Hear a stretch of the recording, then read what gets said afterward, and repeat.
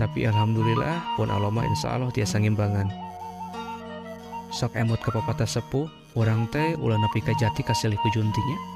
Ari ore-orayan ti luar di barelian, ari orainyaan di paraihan. Mi boga sababaraha harti jati kasilih ku junti teh.